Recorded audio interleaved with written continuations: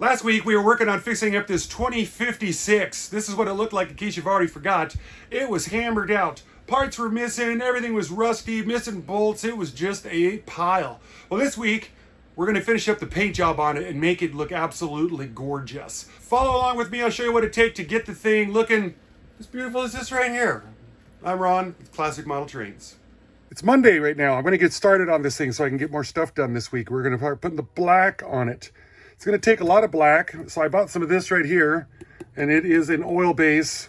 Hopefully it'll go well. On top of that, I will find out. I'm going to paint it black from the front of the cab all the way to here. And then all this under here is going to be black. It's a lot of black, and I should have painted the whole thing black and taped it off and then did that, but I wasn't committed to the paint scheme quite yet, and so mistakes were made, rest assured. But we'll solve it. I'm going to throw this paint I'm using. I guess you got to realize that normal paint and modeling paint is completely different paint. That's one coat. I tried to time lapse it. I had it all set up, and then I forgot to start the camera to do it. And it's thick, and it's taken out a lot of the details. And then you see how thick it is. I'm gonna have to strip it all down. And I think the way to do it's gonna be next time paint the whole dang thing black, and then paint the yellow over the black. So it's a good thing that it's Monday, so I can do it again. And remember, lessons that are learned hard are the ones that are remembered the most. Yep. Okay.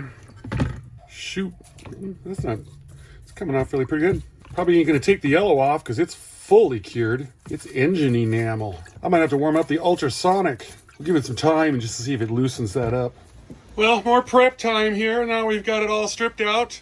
Took about 3 hours in the Ultrasonic to get that engine enamel off. That stuff was tight. Goodness. And then sit and pick it with to get all the paint out of the crevices. Well, the reason I did this, they say when you're painting, paint your lighter colors first and put your heavier colors over the top.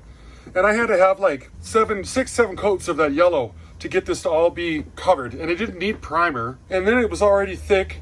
And then the black I put on was even thicker. And it just started to strip away all the details. And this hasn't got a lot of details, and it's just no. So I'm going to prime it gray, then I'm going to paint it with a gloss, a semi-gloss, and I'll tape this off so I can just hand paint the yellow up here, and I'll just hand paint the yellow right here, and hand paint the red. So there'll be less thicker paint all over it, is the key. Well, it's Tuesday now. I've stripped this down to the Ultrasonic, then we primed it with gray, I hit it with some black, I tried to avoid this area. Second coat, I did have to put it in the convection oven at 200 degrees for about 15 minutes to get the first 2 coats to dry. God, it was overnight, it was still sticky. I'm getting so tired of it. I've decided that this yellow has got too much yellow. It needs to be more this color yellow. It also matches the caboose that I just purchased last night. So we're going to turn this a little darker, and then I'm going to spray this into a cup, and I'll brush the yellow that I need for the details on this. And these are the plans that I have. I hope I don't blow this because I'll be really buggered because I don't think that thing will be able to handle the heat going through the Ultrasonic stripping. I'll have to get another shell, I suppose. Every time I paint, you'd think I'd learned something more or something. I'm ready to go to the airbrush, I'm telling you. Well, here's the second complete paint job on it in less than 3 days. 2 coats of paint, and I put it in the oven 200 degrees again on the second coat as well. So now I'm going to hand paint in the yellow over here and the silver up in here and see how she works out. Nothing like doing it 3 times, I guess.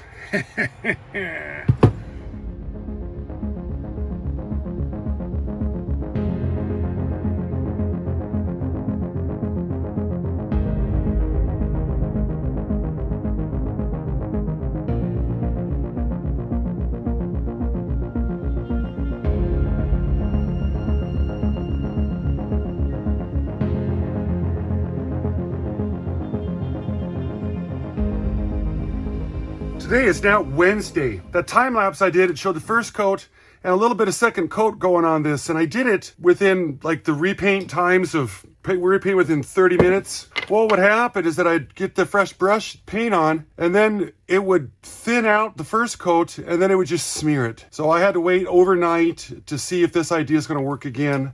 And this idea, trying to paint, brush paint this on, worst idea I've ever come up with. I'm telling you. Let's see what I can get done with this now. Still probably a bad idea. Okay, what's going to happen now? Yeah, it's actually thinning the paint out where I was at. This is unbelievable. I'm in a real bind here. So I've been doing everything wrong with this build right here, apparently, the way I've been going about it. I started off, this is engine paint. And when you paint an engine with this stuff, man, it looks amazing. It goes over rough cast iron, no priming, and you put enough of it on, and it makes it smooth. It's like, wow. But that's, you know, an engine is a pretty good size.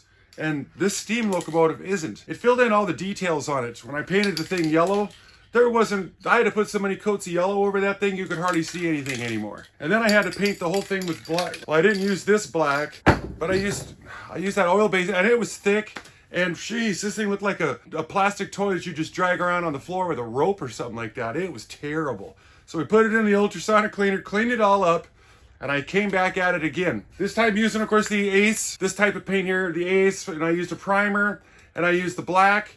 And then when I tried painting the yellow over it, all it did was it just kept thinning it out and the paint wouldn't stick. And it was going to take another 37 coats to make it go. So back into the ultrasonic again, it went. I've been suffering from the Dunning-Kruger effect. That's where really, really smart people doubt their abilities to do something because they're always thinking and they always think of different ways that it could fail. And when you know just a little bit about something, you seem to think some people will think that they're just an absolute expert at it because they don't know what they don't know that's not going to work. And I've been trying techniques about things that are absolutely not working. But I've learned not to do that. Whenever I show a project about painting, there'll be a few dozen comments that come in from guys that know how to paint. And they'll say, use an airbrush, use hobby paints, specific hobby paints for the job. Because everything that I've been doing so far was relatively easy. This one here, for some reason, that yellow color, it's tough because it doesn't have enough pigment in it. And it's time. It's time to jump onto the wagon and get real hobby paint. So I went to town yesterday and I picked up this stuff here, the Tamiya paint. And you see how big this is smaller than a V8 can that we had back in the day. This is like the size of a Red Bull can. And the prices that they charge for this stuff, it comes from Japan. And they're obviously still trying to pay for that rebuilding effort that took place back in the late 40s and early 50s. Oh man, is it expensive. Why is it expensive? What makes it so great? Well, the can doesn't say hardly anything about it at all. So I had to get onto the Google machine, to the AI, and I asked it, the directions for spraying this stuff. And it tells me that the Tamiya surface primer is a synthetic lacquer.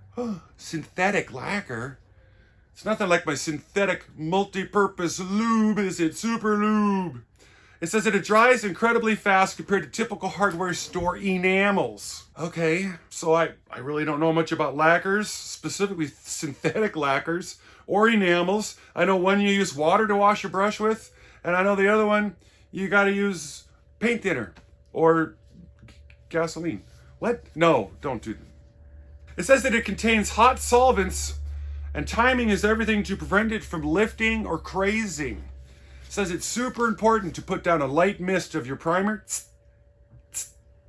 and then you wait 10 to 15 minutes. Since I'm painting metal, it wants me to wait 15 minutes for the primer to really get etched in there. So then you come around and you got to do 2 to 3 coats on the bottom, 2 to 3 coats, flip it over, do it on the top, 15 minutes in between. That takes an hour and a half. And then you come back and put your color on. Well, if it takes 15 minutes in between all that, and after I put my color on, I found out that before color coats, once you're done priming, give the final coat at least 2 to 3 hours to outgas.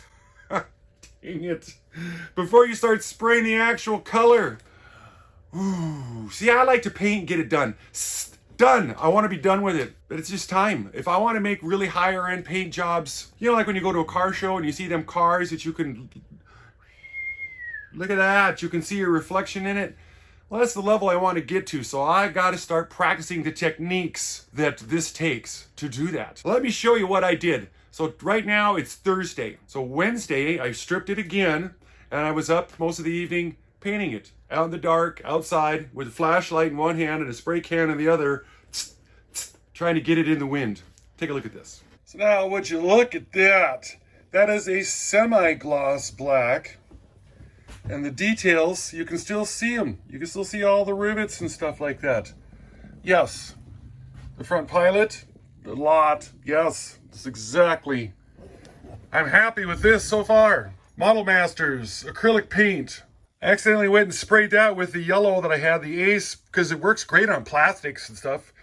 So I have to find a yellow that's going to match this, and I sure hope this is it, because I still can't strip this. I might have to end up finding another shell if this doesn't match very good. I'm going to get down with the brush, and I'm going to start working on this, and I'll come back with details, because we've got to get going here.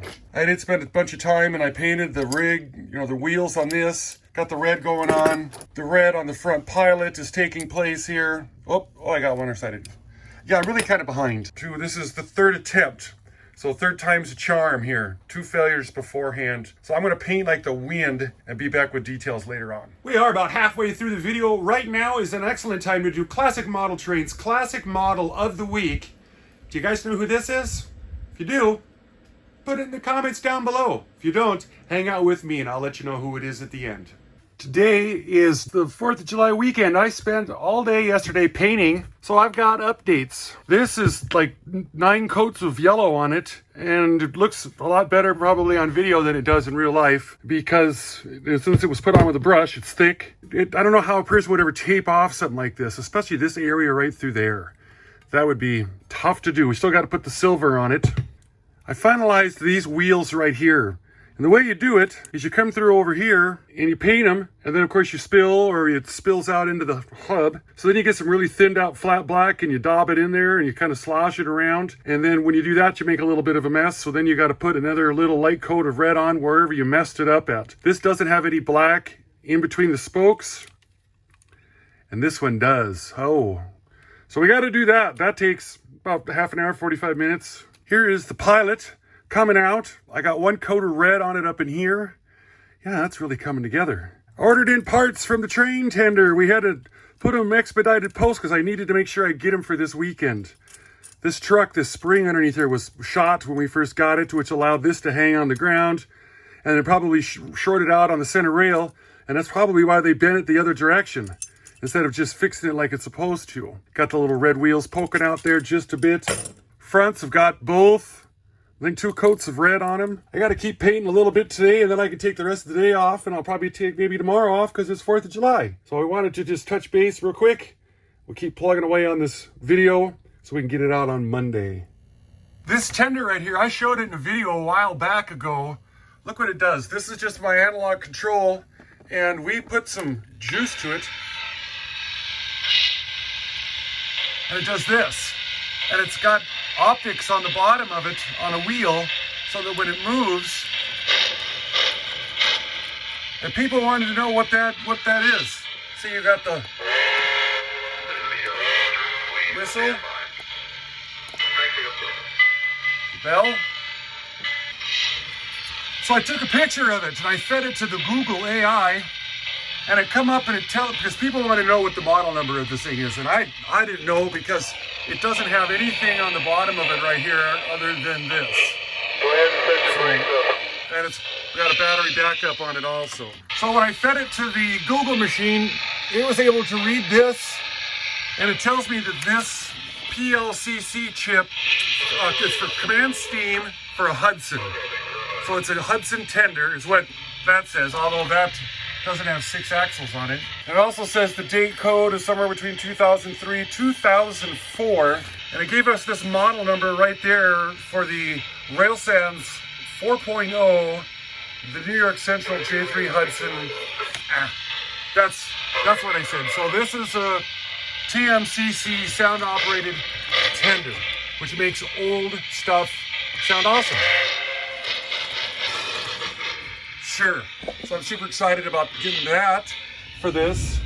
Here is our so far. I just got done painting this stripe on it. This spray paint here, I should have picked up a bottle of the black to paint on, because I've got a couple of areas that I need to touch up, and it's the 4th of July weekend, so I can't get it, so we're gonna have to look at it with a couple ding-dings on it. Here's this guy all put together. I just got to solder up the wire for the smoker again. Both sides are on, running. Oh yeah. And I'm going to decal this up with this set of decals that I've got right here. I'm going to use the Rio Grande instead of the D and RGW because it's my fantasy row scheme, and that's what we're going to do with it. Yep. Well, we're set up now for decaling. Ceramic bowl here, and this is a coffee cup warmer. I found this on the Amazon. I don't know, they call it the hand of God or something like that.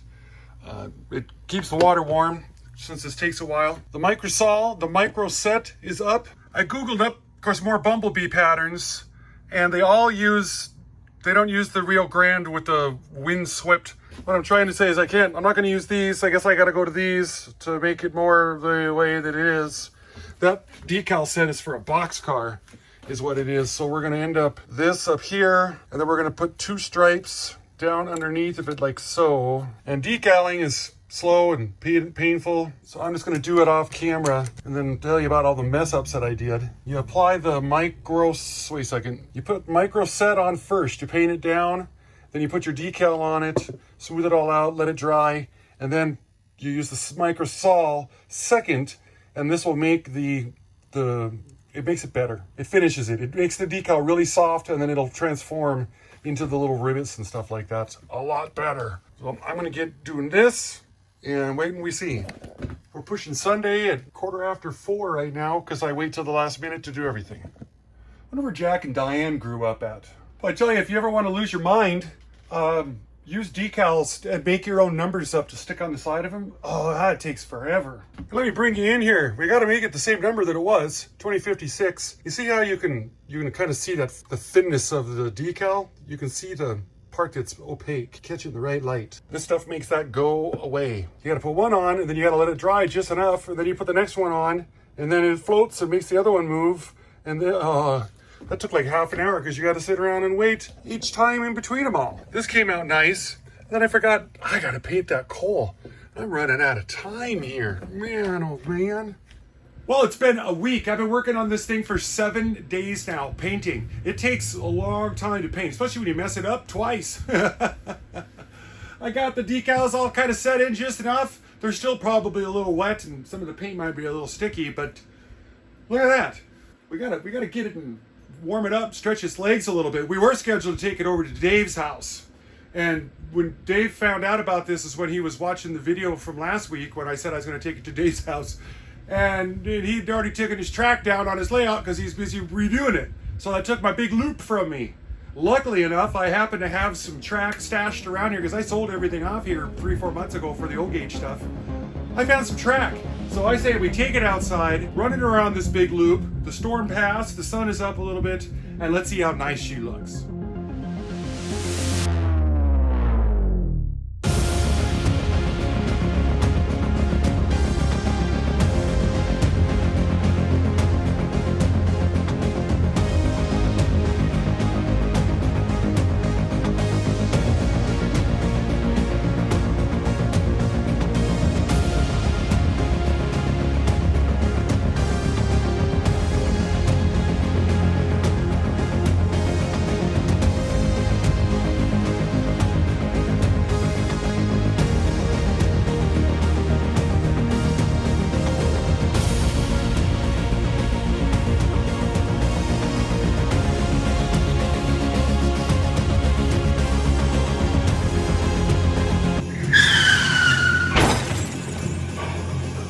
Okay, I'll turn out the music so we can just listen to it. Okay, sorry, I love putting music to stuff.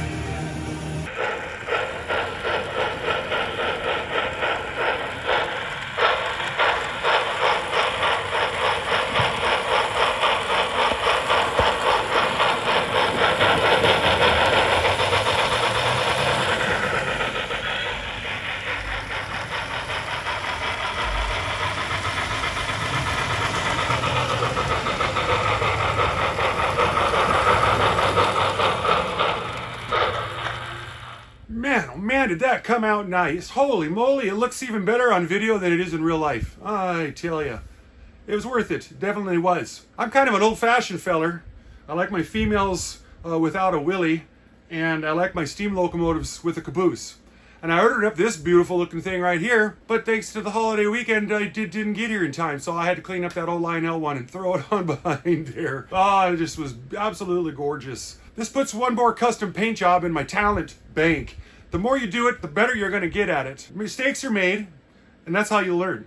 And I think I'm going to do more of these, so that way I'll get better at doing them. I'll know the techniques, and it'll become faster too. I've been collecting up all the kind of stuff guy needs for doing airbrushing. Did you want to see an airbrush? Should we learn how to airbrush together? That's what I'm saying. Drop a comment down below. I've watched some how to do it videos on airbrushing. They're kind of dry, you know. Guy has to figure out a way to jazz them up a little bit. It was an absolute blast putting this thing together. All the parts that I put into it came from The Train Tender. He's in there in upstate New York. You can Google that, The Train Tender. I got this note here. This one came from Glenn Mead. He's over there at The Train Tender. Yay, Super Lube! He packed the last order that I just got that thankfully got here on time so I could make this thing pull that tender around the track. So thanks, Glenn, for sending the little note along. Thanks to everybody out there at The Train Tender. Thanks to the 33%ers out there for hanging out with me through the entire video right here. Our classic model of the week is Cindy Crawford. Right here's another O-Gauge video you can check out if you'd like. Talk to you guys next week. Bye-bye.